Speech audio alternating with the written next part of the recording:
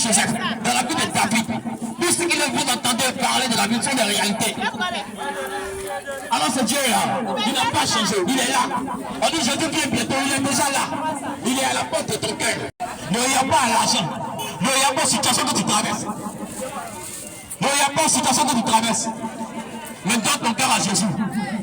Donne ton cœur à Jésus. Tu es en train de faire provision par rapport aux élections. Tout le monde a gardé mon argent. Si ça chauffe le au village, si ça chauffe. Mais qu'est-ce qui te dit que tu vas arriver là-bas? Qu'est-ce qui te dit que tu vas arriver là-bas? Seul Jésus peut nous sauver. Seul Jésus peut nous apporter la paix. Seul Jésus peut nous apporter la délivrance. La délivrance qui vient des royaumes. La délivrance qui vient de l'éternel. Aucun homme ne peut nous aider, ce n'est que l'éternel des armées. Puis ce n'est que Yeshua Rafa. Le Dieu de la restauration, le Dieu de la liberté, le Dieu de la victoire. Mais il y a un prix à payer. Ce prix-là, c'est le sacrifice qu'il a déjà fait à la croix. Ce prix-là a déjà tout accompli pour toi. Son sang est versé. Il ne va pas verser ce sang à deux fois. Il a déjà tout accompli. À tes résolutions répondront le succès. C'est ce que Job a dit. Alors, quelle est ta résolution ce matin? Qu'est-ce que tu décides ce matin? Vis-à-vis de ta vie, vis-à-vis de ta famille, vis-à-vis de ton ministère, vis-à-vis de ton appel. Parce que nous sommes appelés. Écoute, Dieu veut faire quelque chose avec toi ce matin.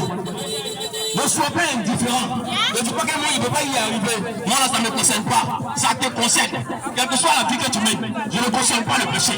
Mais Jésus a besoin de toi. Ce matin, il me dit de te dire qu'il a besoin de toi. Il faut que tu le serves. Il faut que tu le serves. Quand on te dit, va à l'église, tu dis non, l'église, il n'y a rien là-bas. Il n'y a rien là-bas, mais il y a Jésus. Non, les hommes de Dieu ne sont pas prêts. Aujourd'hui, les aiment pour l'argent. Frère, tu pars à l'église pour l'homme de Dieu, mais tu pars à l'église pour chercher le salut. Laisse-moi te poser la question. Tu es juge, tu es un homme de Dieu sur la terre. Alors pourquoi tu fermes ton cœur? La connaissance grandit. La connaissance en met à un autre niveau. Ce que tu ne sais pas, c'est ce que tu tues.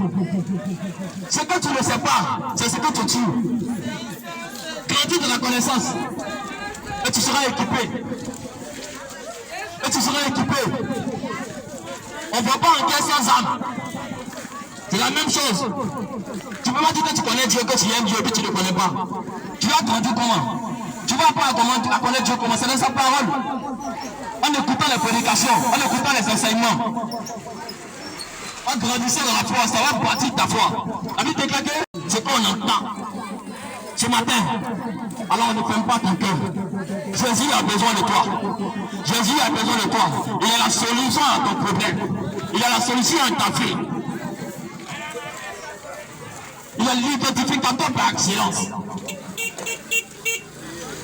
Le maître de toutes choses, le créateur du ciel et de la terre. Tu en es conscient, tu sais.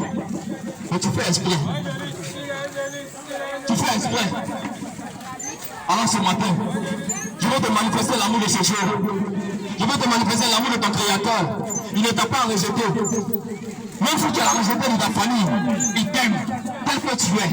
Même si tu es quelqu'un qui boit, il peut te faire aussi, il peut te sortir de l'alcool, il peut te sortir de la drogue, il peut te sortir de la masturbation, il peut te sortir de la prostitution. C'est Jésus le derrière. Le Saint-Esprit va te remplir. Le Saint-Esprit va te remplir. Il te donne une intelligence renouvelée.